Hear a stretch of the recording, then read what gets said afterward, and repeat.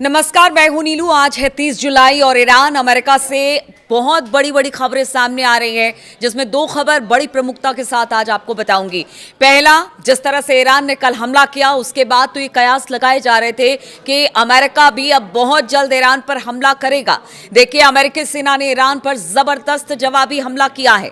America ने Iran पर Jordan में मौजूद अपने सैन्य ठिकानों पर ताबड़तोड़ मिसाइल दागने का आरोप लगाते हुए ये हमला ईरान पर किया है। ईरान के हमले के बाद से ही ये कहा यह जा रहा था कि कभी भी कोई भी बड़ा हमला हो सकता है और एक चेतावनी के तौर पर ट्रंप की बातें भी सामने आई थी। अमेरिका ईरान पर कोई बड़ा हमला करेगा, इस बात की तस्दीक हो चुकी है, क्योंकि अमेरिकी राष्ट्रपति डोनाल्ड ट्रंप ने तेहरान को धमकी दी थी कि उसे इन हमलों के गंभीर परिणाम भुगतने होंगे। अब अमेरिकी सेना ने लगभग एक हफ्ते के बाद ईरान पर हमला बोल दिया है, यानी जो शांति थी वो शांति अब कहीं ना कहीं खत्म होती दिखाई दे रही है। अमेरिका ने कहा था हम बातचीत के लिए तैयार हैं, लेकिन पहली बार ऐसा देखा गया कि ईरान ने पहले अमेरिका पर हमला किया। इस मतलब सैटरडे संडे से जो हमला बंद था अमेरिका की तरफ से, और उसके बाद अब अमेरिका ने इसका जवाब दिया है। अमेरिकी सेंट्रल कमांड ने बताया कि यह हमला रात के करीब 8 बजे, जो समय अमेरिकी समय अनुसार यानी आज सुबह के करीब बताया जा रहा है भारतीय समय के अनुसार हुआ और ये मिडिल ईस्ट में तैनात अमेरिकी सेना पर ईरान द्वारा कल किए गए हमले की कोशिश का एक जबरदस्त जवाब है, ये सेंटकॉम ने कहा है। न्यूज एजेंसी एएफपी की रिपोर्ट के अनुसार ईरानी मीडिया ने बताया कि ईरान के केशम द्वीप और आबादान शहर के आसपास हमले की खबर है। यहां पर हमले किए गए हैं और इससे नुकसान भी हुआ है ईरान में। इससे पहले ट्रंप ने बुधवार को ओवल ऑफिस में पत्रकारों से कहा कि हम उन पर जोरदार हमला करने वाले हैं, क्योंकि अब हमारी बारी है। देखिए, मतलब कल से ही ये कहा जा रहा था, ये हमेशा हमने देखा कि पहले अमेरिका ने हमला किया और उसके बाद ईरान ने उसका जवाब दिया, लेकिन इस बार बाजी पलटी। ईरान ने शायद नेतन्याहू अमेरिका में है इसीलिए जवाब देने की कोशिश की गई, और फिर कल डोनाल्ड ट्रंप ने कहा कि ईरान ने जो हमला किया, हम तो चाहते थे शांति हो, लेकिन ईरान के हमले के जवाब में हमने हमला किया। और उन्होंने कहा अब हमारी बारी है। उन्हें पता है कि ऐसा होने वाला है और हम बड़ा हमला करने वाले हैं, ये कल डोनाल्ड ट्रंप ने कहा था। दरअसल मंगलवार रात आपको बताते हैं कि ईरान के इस्लामिक रिवोल्यूशनरी गार्ड कॉर्प्स यानी आईआरजीसी ने इलाके में मौजूद अमेरिकी सेना पर कई बैलिस्टिक मिसाइलें दागी थी, और जॉर्डन की सेना ने बताया कि उसने 5 मिसाइलों को रोका भी, और उनका कहना था कि किसी तरह का कोई नुकसान नहीं हुआ, हमने रोक दिया, हम अलर्ट थे। ऐसा जॉर्डन की तरफ से कहा गया, क्योंकि अमेरिकी बेस पर हमला हुआ था ईरान की तरफ से। हालांकि यहां ध्यान देने वाली बात सुनिए, ये गौर करने वाली है कि ये जैसे को तैसा वाले हमले के आम पैटर्न से अलग था जो मैं आपको बोल रही थी, क्योंकि अमूमन ईरान अमेरिकी हमलों का जवाब देता रहा है, यानी पहले हमला अमेरिका करता है और फिर जवाबी हमले में ईरान की ओर से मतलब मिसाइलें, ड्रोन, ये सब छोड़ी जाती हैं, दागी जाती हैं। लेकिन अब उल्टा देखने को मिला। इससे ऐसा लगा कि ईरान फिर से टकराव शुरू करने को तैयार है और खुद ऐसी पहल कर रहा है।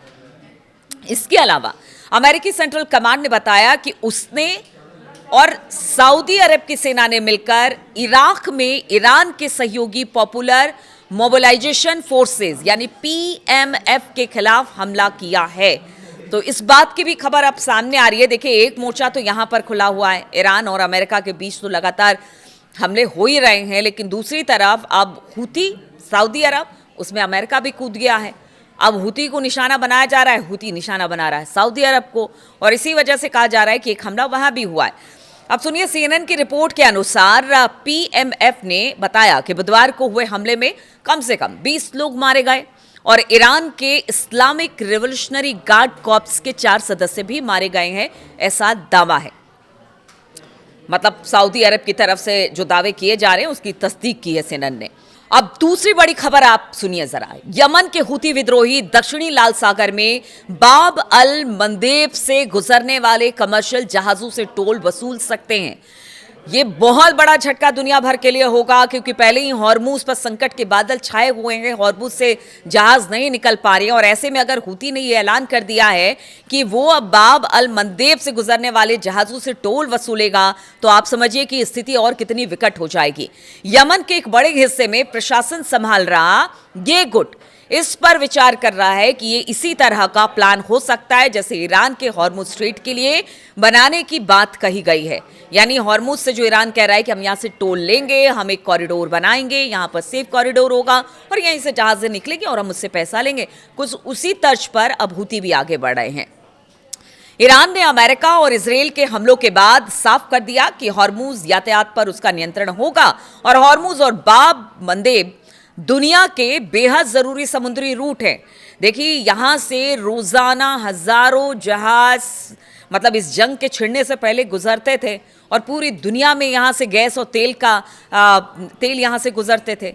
एक रिपोर्ट के मुताबिक रॉयटर्स ने कहा कि हूती जहाजों पर फीस लगाने पर विचार कर रहे हैं और यह कदम सऊदी अरब पर नौसैनिक नाकेबंदी की घोषणा के बाद उठाया जा रहा है। देखिए, ये बात हूती लगातार कहता रहा है कि अगर लाल सागर में उसको डैमेज किया जा सकता है तो वो कभी भी इस रूट को पहले तो उन्होंने कहा था कि चोक कर देंगे और हमने देखा था कि पहले अमेरिका के साथ भी इसकी बड़ी ज़्यादा ठनी हुई थी। अमेरिका के जहाज़ों को निशाना बनाता था, फिर एक एग्रीमेंट हुआ, फिर कहा गया कि आप हम पर हमला नहीं करेंगे। लेकिन जब ये युद्ध की स्थिति बनी और हूती ने कहा कि वो ईरान के साथ है, तभी से ये धीरे धीरे ये मामला बढ़ता चला गया। और फिर सऊदी के साथ हूती के जो पीछे कुछ दिनों में हमने देखा, हफ्ते 10 दिन में, कि किस तरह से हमला एक दूसरे पर हो रहा है, उसके बाद तो अगर ये कदम हूती उठाने की बात कर रहा है तो ये चिंता का विषय जरूर है। देखिए, ईरान समर्थक हूतियों ने 20 जुलाई को सऊदी के खिलाफ समुद्री नाकेबंदी की थी। ऐसा करते हुए उन्होंने ईरान युद्ध में अमेरिका और सहयोगी के खिलाफ नया मोर्चा खोल दिया, टैंकरों पर हमले बढ़ा दिए। बाब अल मंदेब ये रास्ता दक्षिणी लाल सागर को अदन की खाड़ी से जोड़ता है, बेहद सकरा रास्ता है, इसलिए इसको चोक करना बहुत मुश्किल नहीं होगा। या यहाँ पर अगर मतलब हूती जब चाहे यहाँ पर जहाज़ों को रोक सकता है, टारगेट कर सकता है। लेकिन ये बहुत अहम रास्ता है, इसलिए कहा यह जा रहा है कि अगर ये भी बंद हो गया और अगर इस पर भी हूती ने जिस तरह से हॉर्मुज को लेकर स्थिति बनी हुई है, तब तो फिर वाकई ये बड़ी दिक्कत की बात है। और सभी का यही कहना था कि एक हॉर्मुज का मसला तो सुलझा नहीं, अब आप देखिए बाब अल मंदेब का मसला शुरू हो गया। हालांकि अभी से लागू करने की समय सीमा हूती ने तय नहीं की है, वो नहीं बता रहा है कि कब करेगा, क्या करेगा, लेकिन एक तरह से प्लानिंग जरूर चल रही है। रॉयटर्स के अनुसार हूती अधिकारी जुलाई में दिवंगत सर्वोच्च नेता आयतुल्लाह अली खामनेई साहब के अंतिम संस्कार समारोह के लिए पहुंचे थे ईरान। वहां ईरानी अधिकारियों ने उनसे बाब अल मंदेब से गुजरने वाले जहाजों पर फीस लगाने के मुद्दे पर चर्चा की। शायद ईरान भी चाहता था कि हूती वहां पर दबाव बनाए, जिससे यहां पर अमेरिका और ईरान के बीच में जो युद्ध है उसका असर पूरी दुनिया पर पड़े। शायद इसी मंशा के साथ ये सब कुछ किया गया। एक तरह से कह लीजिए कि ये दबाव बनाने की कोशिश है हूती और ईरान की तरफ से।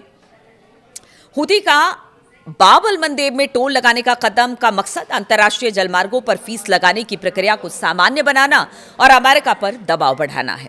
रिपोर्ट के अनुसार तेहरान से हवाई जहाज से लौटे, बताया जा रहा है कि जब तेहरान से लौटे हूती अधिकारी तो उनके साथ ईरानी सलाहकार भी मौजूद थे उस प्लेन में। इस तरह की भी खबरें आ रही हैं और ये सलाहकार एक संभावित अथॉरिटी बनाने में बताया जा रहा है कि हूतियों की मदद करेंगे, जो बाब अल मंदेब से गुजरने वाले जहाजों पर फीस रेगुलेट करेगी। और अगर ऐसा होता है तो तेल सप्लाई में कमी का डर अब पूरी दुनिया को सताने लगा है। देखिए, बाब अल मंदेब से होते हुए एशिया तक जाने में औसतन 16 दिन लगते हैं। अगर यही कार्गो को उत्तरी लाल सागर, स्वेज नहर और फिर दक्षिणी अफ्रीका के रास्ते भेजा जाए तो इसमें 50 दिन लग सकते हैं। आप देखिए कि ये रास्ता कितना लंबा हो जाएगा, कहां 16 दिन और कहां 50 दिन। रास्ता लंबा, खर्चा ज़्यादा, और उस पर से आप सोचिए कि जो दिन बीतेंगे और जो किल्लत होगी आने जाने आप में तमाम चीज़ों में, वो अलग। ऐसे में ये रूट वैश्विक व्यापार के लिए बेहद अहम माना जा रहा है। अब एक और खबर सुन लीजिए, ये चीन से आ रही है और ये अमेरिका और ईरान के युद्ध से जुड़ी हुई है। देखिए, चीन की एक कंपनी है जिसने ये दावा किया है कि जो डोनाल्ड ट्रंप है या उनकी सरकार है जो अपने संसद में ईरान युद्ध में हुए नुकसान की बात कह रही है, उस बात में दम नहीं है। यानी ट्रंप बता रहे हैं कि उनका बहुत ज्यादा नुकसान ईरान के साथ युद्ध में नहीं हुआ है। जितना नुकसान का आंकड़ा वो अपनी संसद में रख रहे हैं वो सब झूठ है। अगर चीनी खुफिया एक एजेंसी है, अगर उसके हिसाब से अगर बात की जाए तो उनका कहना है कि इस युद्ध में अमेरिका को बहुत ज़्यादा नुकसान हुआ है, जिसको अमेरिका बता नहीं रहा है। उन्होंने ये भी कहा कि ईरान को भी नुकसान हुआ है, लेकिन ईरान के नुकसान को अमेरिका बढ़ा चढ़ा कर दिखा रहा है और अपने नुकसान को वो कम करके दिखा रहा है। अब इस बात में कितनी सच्चाई है, चूंकि ये चीनी खुफिया रिपोर्ट है, इसलिए बहुत ज़्यादा इस पर बातचीत नहीं होगी। अब हो सकता है आगे आने वाले में और सारे आंकड़ों के साथ आए कि किस तरह से अमेरिका अपने आप को ये कह रहा है कि उसका बहुत ज़्यादा नुकसान नहीं हुआ है, लेकिन नुकसान बहुत ज़्यादा हुआ है और अमेरिका इस ईरान के युद्ध में हिला हुआ है। तो ये अब चीन से रिपोर्ट सामने आ रही है। तो बहुत सारी बातें हैं जो कि इस युद्ध से निकलकर सामने आ रही है। युद्ध का दायरा एक बार फिर से आगे बढ़ा है, यानी जो शांति पीछे 5-6 दिन में दिख रही थी, लेकिन ईरान के हमले के बाद, जैसा मैंने कल भी कहा था कि अमेरिका तो बहाना खोजता रहता है कि कब ईरान कुछ एक गलती करे और उसके बाद उस पर ज़बरदस्त तरीके से प्रहार किया जाए, और हुआ भी ऐसा। ईरान ने हमला किया और ईरान के हमले के बाद अब अमेरिका का ज़बरदस्त हमला देखने को मिला है। इससे नुकसान कितना हुआ है, क्या हुआ ईरान का इस लेटेस्ट हमले में, जो कि आज अगर भारतीय समय अनुसार बात की जाए, आज सुबह जो हुआ है उसमें क्या हुआ है, वो धीरे धीरे करके चीज़ें निकल कर सामने आएंगी। लेकिन अब यहाँ से एक बार फिर से युद्ध आगे बढ़ता दिखाई दे रहा, और ऐसे में आग में घी डालने का काम नेतन्याहू कर रहे हैं। वो वहाँ पर पहुँचे हैं, कह रहे हैं युद्ध ही इसका एकमात्र विकल्प है। अब देखना होगा कि आगे होता क्या है। क्या ये जो मसला था, जो बातचीत एक लग रहा था कि थोड़ी सी बातचीत हो सकती है, तो वो बातचीत क्या आगे बढ़ेगी या फिर हमले का दौर एक बार फिर से शुरू हो जाएगा। दूसरी तरफ अगर बाब-अल मंदेब बंद हो जाता है तो फिर ऐसे में क्या होगा, क्योंकि यहाँ पर भी सऊदी और हुती के बीच में ज़बरदस्त टक्कर देखने को मिल रही है। सऊदी ने जो इराक में कल हमला किया और मिलिशिया ग्रुपों पर, उसके बाद कहा जा रहा है कि हुती बहुत जल्द बड़ा हमला सऊदी पर करने वाला है।